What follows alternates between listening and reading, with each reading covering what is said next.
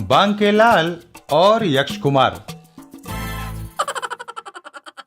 बांकेलाल का जन्म रामपुर गांव के एक किसान के घर में भगवान शिव के आशीर्वाद से हुआ था। लेकिन बचपन में शिव ने उसकी एक शरारत से क्रोधित होकर उसे आजीवन शरारती बने रहने का श्राप दे दिया था। और जब उसकी मां ने शिव से क्षमा याचना की तो उन्होंने अपने श्राप में ये परिवर्तन कर दिया कि बांकेलाल शरारत करके किसी को हानि पहुंचाने की कोशिश करेगा तो उस व्यक्ति को बजाय हानि के उल्टा लाभ होगा और बांकेलाल को भी इससे सम्मान मिलेगा। पिछले दिनों राजकोष के लुटेरे जो आपस में ही लड़ मरे थे, उनको मारने का सारा श्रेय बांकेलाल को मिला था। यही कारण था कि आज विशालगढ़ राज्य के आसपास के समस्त राज्यों के राजा बांकेलाल को सम्मानित करने के लिए विशालगढ़ के दरबार में पधारे हुए थे। वाह बांकेलाल जी, आपने अकेले ही उन खतरनाक लुटेरों को न केवल मार डाला बल्कि लूटा हुआ माल भी बरामद कराकर वाकई प्रशंसा योग्य कार्य किया है। जज्जी, वो कुछ भी कहो मित्र, मुझे तो अभी भी विश्वास नहीं होता कि अकेले बांकेलाल ने ही सारे डाकुओं को मार गिराया होगा। मित्र विजय सिंह, आपको तो ये सुनकर भी हैरानी होगी कि कभी अकेले बांकेलाल ने ही अपने पूरे गांव को बाढ़ से बचाया था। और यही नहीं, सिर्फ इसकी एक चालाकी ने हमारे खिलाफ युद्ध करने आई मित्र उद्यम सिंह की विशाल सेना को युद्ध के मैदान से भागने पर मजबूर कर दिया था। बांकेलाल का वो कारनामा मुझे हमेशा याद रहेगा। सुनकर हैरानी होती है कि अकेले ही एक इंसान ने इतने इतने महान व बहादुरी भरे कारनामों को अंजाम दिया है। वाकई बांकेलाल जी एक बहादुर व बुद्धिमान इंसान हैं। काश बांकेलाल हमारे राज्य में पैदा होता और हमारे राज्य के लिए अपनी सेवाएं प्रदान करता। हे ईश्वर, तुम्हारी कैसी माया है। हाथ आया हुआ माल तो तुम मुझसे छीन लेते हो और तसल्ली के लिए बेमतलब की तारीफें मेरे हिस्से में डाल देते हो। फिर बांकेलाल के कारनामों की चर्चा के बाद वहां पर उपस्थित सभी राजाओं ने स्वयं अपने हाथों से बांकेलाल को सम्मानित किया। और साथ ही ये लीजिए बांकेलाल जी, 10,000 स्वर्ण मुद्राएं। उन लुटेरों को जिंदा या मुर्दा बंदी बनाने पर समस्त राज्यों द्वारा घोषित पुरस्कार। धन्यवाद राजन। लेकिन बांकेलाल जी, क्या आप ये बात विश्वास पूर्वक कह सकते हैं कि खजाने के सारे लुटेरे मारे जा चुके हैं? जी हाँ महाराज, मैंने स्वयं सारे लुटेरों को मारा है। ओह, क्या बात है मित्र, तुम किस गहरी सोच में डूब गए। मैं सोच रहा था कि काश यदि बांकेलाल ने उन लुटेरों में से एकाध को जीवित पकड़ने की कोशिश की होती या उन्हें मारने से पूर्व उनसे उनके अड्डे की जानकारी ले ली होती तो क्या होता?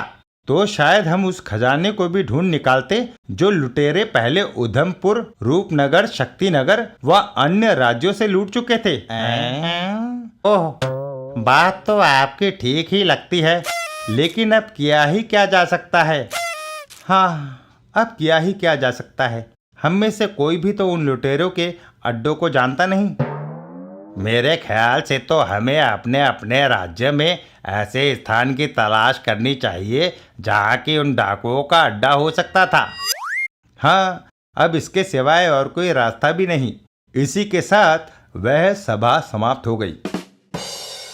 फिर उस रात बांकेलाल की आंखों में नींद का नामो निशान ना था। वाह बांकेलाल, लगता है तेरी किस्मत अभी पूरी तरह सोई नहीं, क्योंकि अभी डाकुओं के अड्डे में एक विशाल खजाना सुरक्षित है और डाकुओं के उस अड्डे के बारे में सिर्फ तू जानता है। बेशक डाकू तुझे तेरी आंखों पर पट्टी बांध कर ले गए थे, लेकिन चूंकि एक बार तू उनके अड्डे को देख चुका है, अतः थोड़ी सी खोज करने पर तू उनके अड्डे तक पहुंच सकता है। फिर वह करोड़ों का खजाना तेरा होगा और करोड़ों का खजाना हासिल होते ही तेरी हैसियत किसी राजा महाराजा से कम ना होगी। ये बात दिमाग में आते ही बांकेलाल की आंखें बुरी तरह चमकने लगी। फिर उसने मन ही मन निर्णय लिया, मैं उस खजाने की खोज अवश्य करूंगा। और फिर दूसरे दिन सुबह होते ही बांकेलाल राजा विक्रम सिंह के पास पहुंचा। महाराज की जय हो। आओ आओ बांकेलाल, कहो सुबह सुबह हमारे पास आने का क्या कारण है? महाराज, रात मेरे मन में इच्छा जागी कि मैं देश प्रदेश का भ्रमण करूं, सो आपसे आज्ञा लेने चला आया। वाह, ये तो बड़ा ही नेक ख्याल आया है तुम्हारे मन में। मैं अभी ही तुम्हारी यात्रा का प्रबंध करवाता हूँ। फिर राजा ने तुरंत ही अपने महामंत्री को बुलवाया। महामंत्री जी, बांकेलाल भ्रमण करना चाहते हैं, अतः इनकी यात्रा का प्रबंध राज्य की ओर से किया जाए। जो आज्ञा महाराज। और फिर थोड़ी देर के बाद सफर के लिए कुछ जरूरी सामान के साथ बांकेलाल खजाने की खोज में निकल पड़ा। वाह बांकेलाल, बन गया तेरा काम। तेरी ये यात्रा मुफ्त में होगी। हे प्रभु, जल्दी से मुझे उन डाकुओं के अड्डे तक पहुंचने की राह दिखा दे। खजाना प्राप्त होते ही मैं तेरे मंदिर में रोज एक लोटा ताजा जल चढ़ाया करूंगा। बांकेलाल दिन में प्रदेश के जंगलों की खाक छानता और रात किसी नगर के सराय में गुजारता। और इसी तरह देश प्रदेश भटकते भटकते एक दिन, ओह, लगता है आज मैं रास्ता भटक गया हूँ। अब मैं क्या करूँ? एक तो भूख के मारे जान निकली जा रही है, ऊपर से शाम भी घिर आई है। अगर जल्दी ही इस जंगल से बाहर न निकला तो आज अवश्य ही किसी जंगली जानवर का शिकार बन जाऊंगा। मन में तरह तरह की शंकाएं लिए बांकेलाल एक और बढ़ ही रहा था कि तभी शिव जी ब्याहने चले पालकी सजाए। अरे, लोक संगीत! लगता है पास ही कोई बस्ती है जहां से गीत की आवाज आ रही है। बांकेलाल आवाज वाली दिशा में बढ़ा। शीघ्र ही बबूती लगाए के हो। वाह, तो मेरा अनुमान सच था। अब रात में इसी बस्ती में काटूंगा और यही मेरी भूख प्यास का इंतजाम भी हो जाएगा।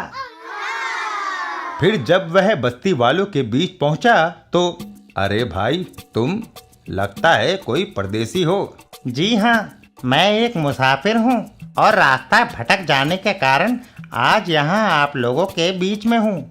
और आप लोगों से उम्मीद करता हूँ कि आप लोग मुझे रात यहीं व्यतीत करने की इजाज़त देंगे। अवश्य मुसाफिर, आज इस बस्ती के सारे लोग मिलकर महाशिवरात्रि का उत्सव मना रहे हैं। तुम भी इस उत्सव में शामिल हो जाओ। आप लोगों के साथ इस खुशी में भाग लेकर मुझे बहुत खुशी होती, लेकिन मैं सफ़र के कारण काफ़ी थक चुका हूँ। अतः यदि आप लोग मुझे भोजन आदि करा दें तो मैं विश्राम करूँगा। हैं? आए हैं?